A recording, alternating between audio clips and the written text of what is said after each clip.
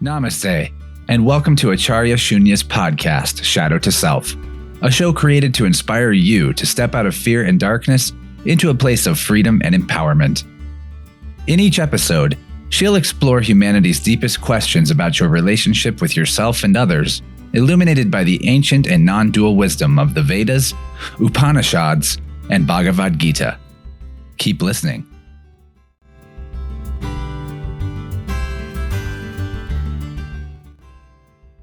Yoga was never meant to soothe you into sleep. It was meant to wake you up, to burn illusion, to cut through ego, to strip away what is false. And at the heart of that yoga is not a coach, not a personality, not even a teacher, but a guru, a fire bearer. This is Shadow to Self Season 2. Yoga Burns Again is our theme. I am Acharya Shunya. Let's begin.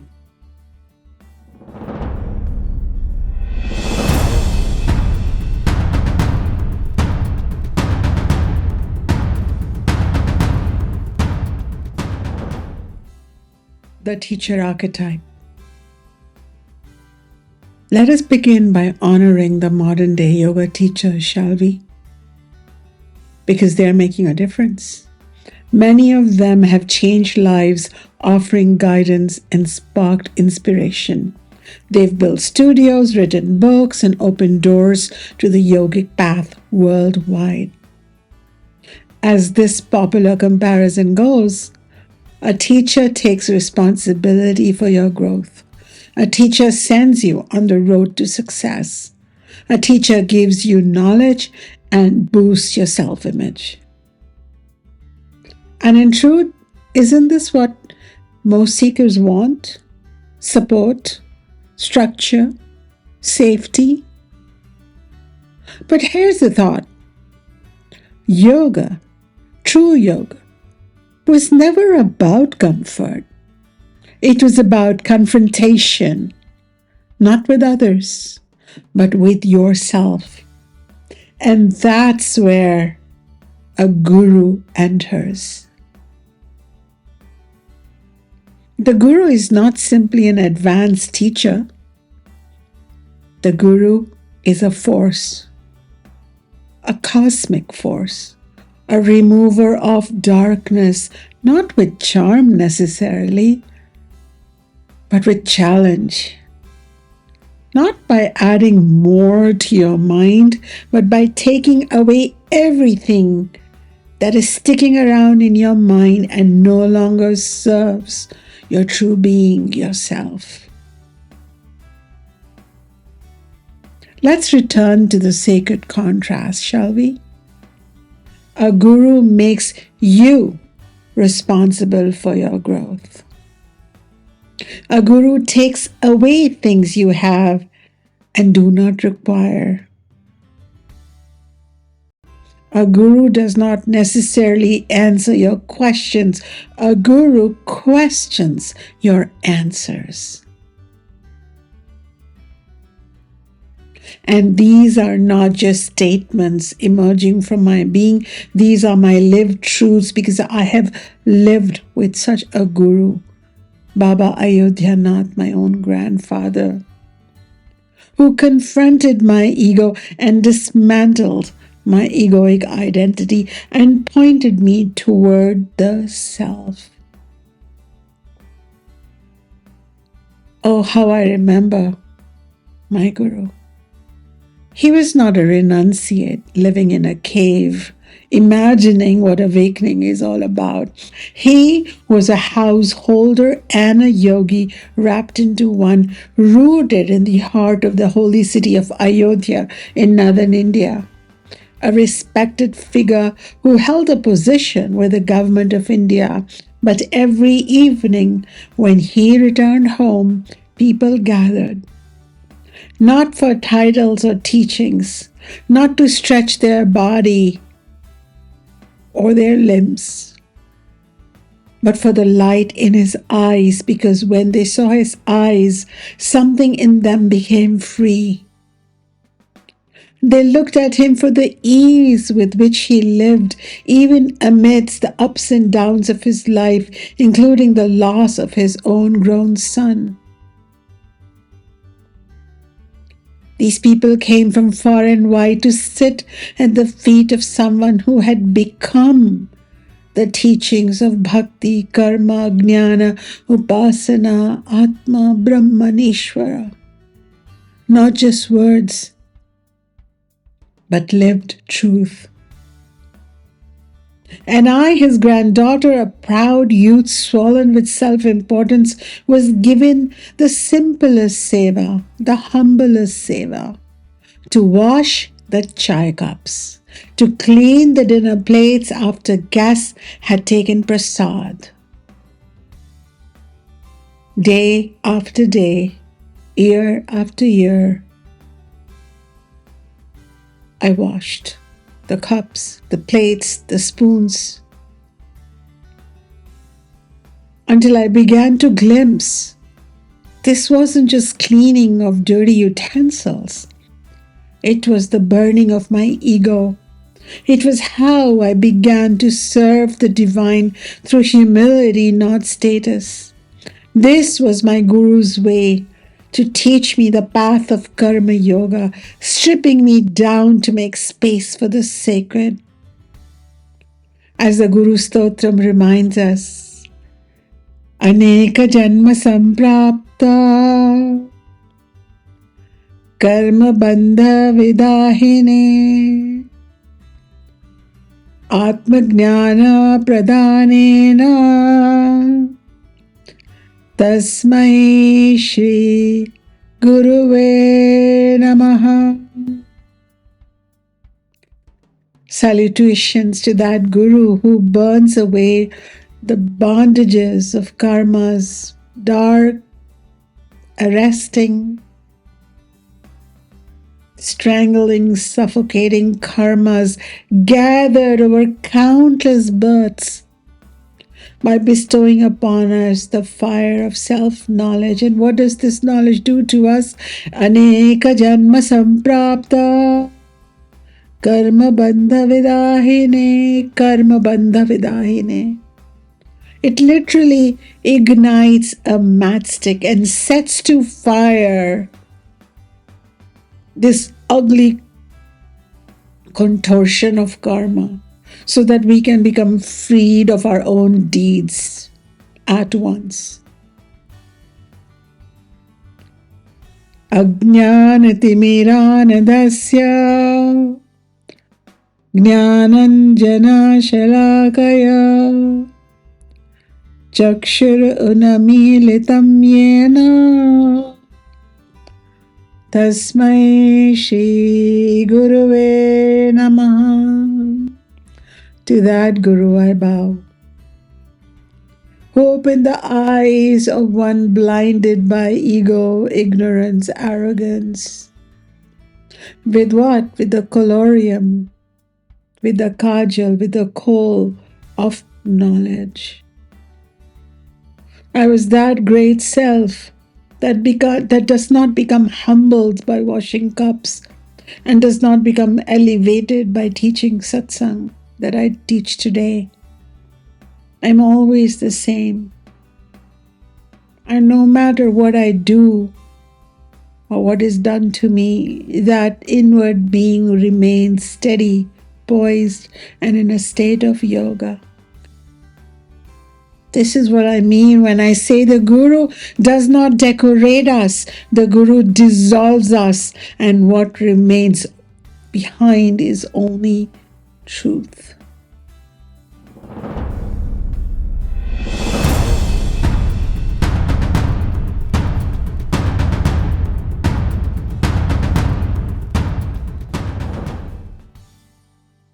Why yoga lost its fire. So how did this fierce, liberating fire become fluffy, soft, palatable? Yoga changed as it moved westward some 200 years ago. It was packaged, adapted, and translated. And in that process, many of its sparks were removed. But we didn't just soften yoga, we soothed ourselves into complacency. We mistook relaxation for realization. We traded discipline for dopamine. Here's another reflection. A teacher clothes you and prepares you for the outer journey. But a guru strips you naked and prepares you for the inner journey. We've preferred the clothed version, the externalized version, the performance, have we not? But yoga was never a performance. It has always been, in its essence, a purification, not a spa, a sacrificial fire. And that is why what truly demarcates a guru from a teacher is not charisma, presence, or polish. It is the depth of their exposure to truth. It is the Shastra, those source texts that change everything, that make a soul take a U-turn from samsara worldliness towards Atma, the truth of self. If a yoga teacher training lasts 1 month, 2 months, max 3 months, and centers mainly on asana, then understandably, the teachers who graduate from such schooling can only take you so far. They may help you stretch your body, but they will not be able to help you burn your ignorance. Compare this with 14 years of relentless study of the foundational texts of yoga, the Vedas, the Upanishads, the Bhagavad Gita, word by word, not just to review them or hear them, but to live them. And all this alongside a lifestyle of waking up early in the morning, cooking sattvic food, having a practice of asana and pranayam. This is what fashions a guru, this knowledge. This is what demarcates a yoga teacher from a guru of the yoga, the truth. Because yoga was never meant to be a drive-through experience, to become an acharya, a teacher who knows, the guru who guides, is a process of dissolving. It is like a seed losing itself in the soil of parampara to become a tree and one day a forest. And sadly, self-declared gurus wearing colorful clothes, turbans, malas are everywhere today, especially on social media. This has made the term guru both overused and misunderstood. And perhaps that is why conversations like this matter. That is why I have titled Season 2, Yoga Burns Again. Because it's time to remember what yoga was really meant to do. To wake you up and not help you sleep some more.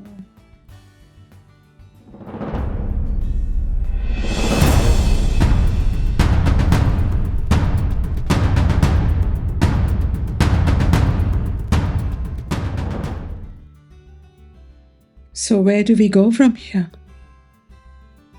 I say we remember. We return.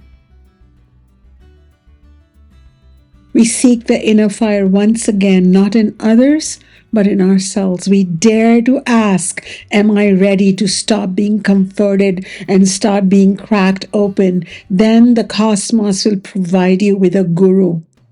Their voice, their writing, their presence, their image, their eyes. They will call you home.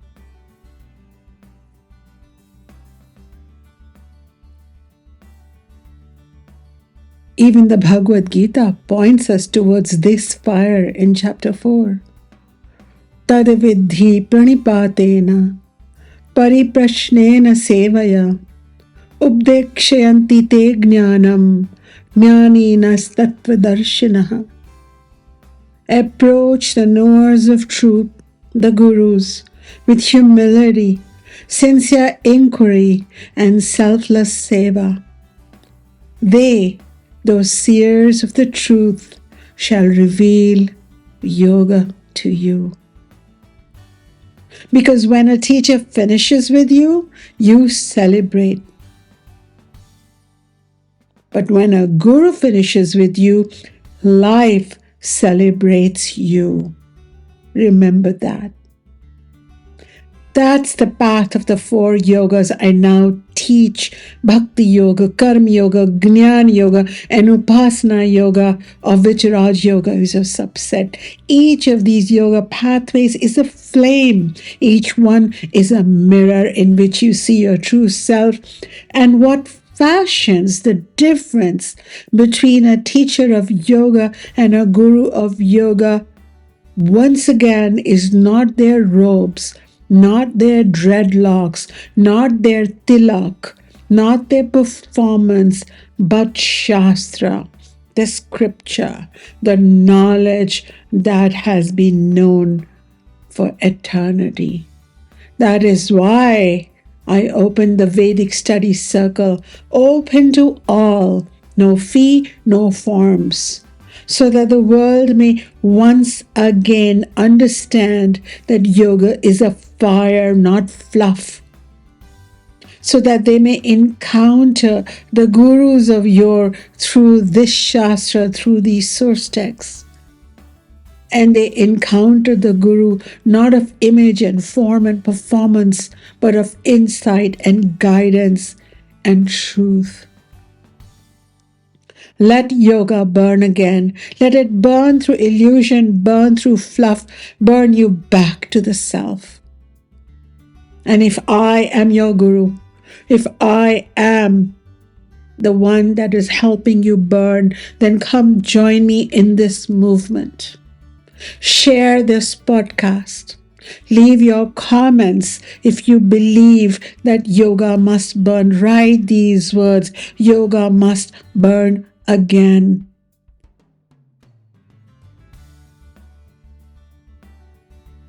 Those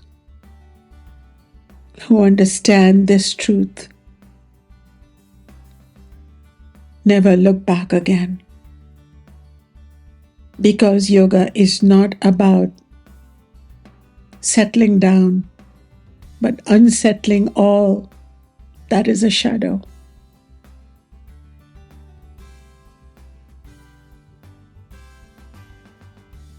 Thank you for listening. I'm Acharya Shunya. Join me at the Vedic Study Circle to deepen your fire. Support this podcast, share it, comment, spread the light, donate. And until next time, let your yoga burn and let yourself rise from the ash. Victory to yoga, victory to dharma, victory to the Vedas.